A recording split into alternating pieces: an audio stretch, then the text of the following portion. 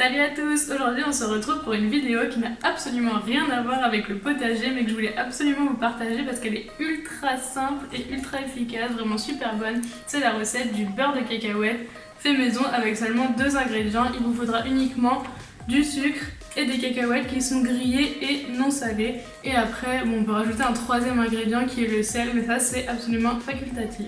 Donc j'ai acheté des cacahuètes grillées qui sont non salées, environ 430 grammes, et il va nous falloir 50% du poids des cacahuètes en sucre, soit j'ai mis 215 grammes de sucre. Il va vous falloir une casserole, je la fais chauffer au préalable parce que quand on va venir mettre le sucre, ça va directement caraméliser. Donc vous allez me suivre pour voir la caramélisation. Donc là, ma casserole elle chauffe et je vais mettre directement le sucre. Je sais pas si vous voyez, ça commence déjà à caraméliser. Donc voilà le caramel, et là on va venir ajouter du coup nos cacahuètes grillées qui sont non salées.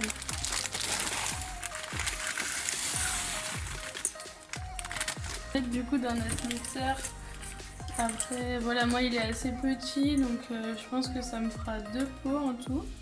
Donc je vais mettre à peu près la moitié. Et on va venir mixer, mais par étapes, faut pas faire surchauffer notre mixeur. Au début ça va plutôt faire une poudre, et en fait c'est le fait de mixer assez longtemps qui va faire que ça va se transformer du coup en beurre de cacahuète.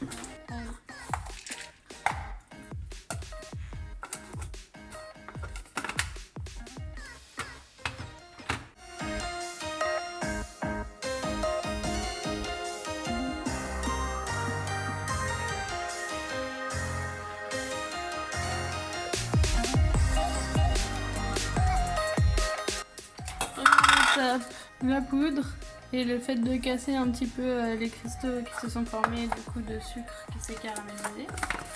Et après on va faire du coup, vous allez voir, plus on mixe, plus ça devient liquide.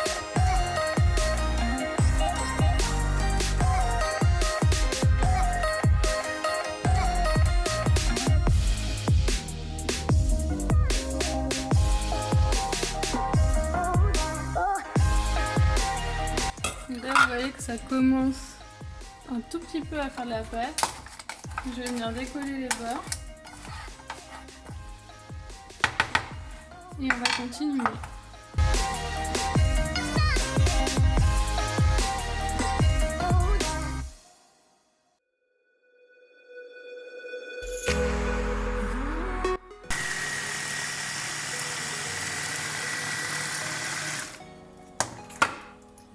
Je pense qu'on commence à être sur une bonne texture là. Ça commence vraiment à faire une pâte. Alors après vous pouvez le faire encore un peu plus longtemps et elle va se liquéfier un petit peu. Voilà ce que ça donne. Je sais pas si je peux goûter si c'est trop chaud. En plus ça croustille un petit peu des cristaux de caramel qui se sont cassés, c'est vraiment super bon. Et nous en plus on va s'en servir comme insert dans un super gâteau. On vous montrera peut-être le résultat du gâteau en fin de vidéo. Mais voilà, rien de plus simple, seulement 2 ingrédients.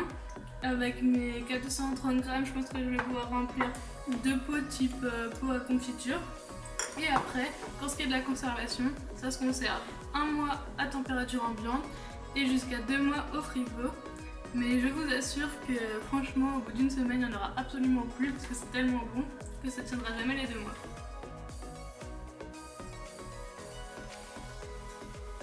Si vous avez aimé la vidéo, n'hésitez pas à la liker et à vous abonner, et on se retrouve la prochaine fois pour une nouvelle vidéo.